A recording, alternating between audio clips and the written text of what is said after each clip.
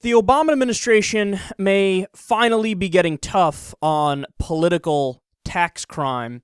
Crooks and Liars is reporting today that the Patrick Henry Center for Individual Liberty just had its tax-exempt status revoked by the IRS. Now, I'm sure you don't know who that group is. I certainly didn't know who that group was until earlier today when I was reading the article on this. But it's just one of a number of right-wing Tea Party groups that gets involved in politics. And I'm sure you recall, it wasn't that long ago. In fact, I think Bill O'Reilly is still talking about this. He's the last one to hammer away on the bogus IRS scandal. You know how they pretended for a long time that the IRS was unfairly targeting right-wing groups and not targeting left-wing groups and all that stuff. Well, I'm about to explain to you what the real IRS scandal is. In fact, not only is the right-wing version of it incorrect, they have it exactly backwards. The thing that they're cheerleading for is the exact opposite of what should be allowed and what is allowed under tax law. That's the important part.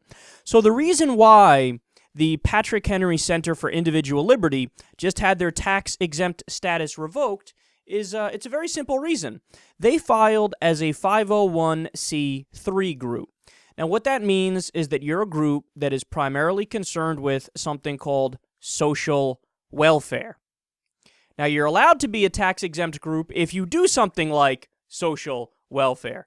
You are not allowed to be a tax-exempt group if you do something called electioneering. Now, electioneering is exactly what it sounds like. It's actually spending your money and fighting for political goals and political ends and trying to get certain people elected and participating in the political process. If you're a group like that, you have to pay your taxes. You're not allowed to file for a tax-exempt status. So what we're talking about here is the difference between a 501c3 group and a 501c4 group. And what happened is that in 2010, when there was the Tea Party Revolution, as it's called, and you had the Citizens United ruling, which further legalized unlimited campaign spending by outside political groups into the political process, what happened is there was this explosion of right-wing groups that were filing for 501c3 status. Now, that should already send off some red flags in your head, because if they are right-wing groups, that means they are political groups, which means that they shouldn't be filing for 501c3 status, because that would mean they're a social welfare group. They should be filing for 501c4 status, so they do pay taxes and they're not exempt.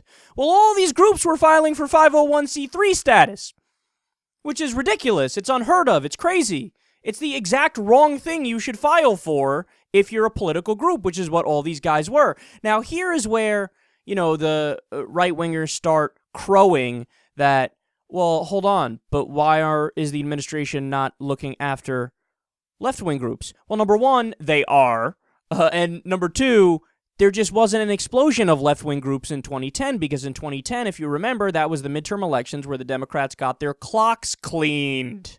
Okay, if it was an explosion of left-wing groups, then that would be something to go after. But it was an explosion of right-wing groups. But even with that being the case, guess what the IRS did? They allowed all of these political groups involved in electioneering to have the 501c3 status. They approved it. Now, with that being the story and that being what actually happened, that the right wing now complains that the government is being too hard on those groups?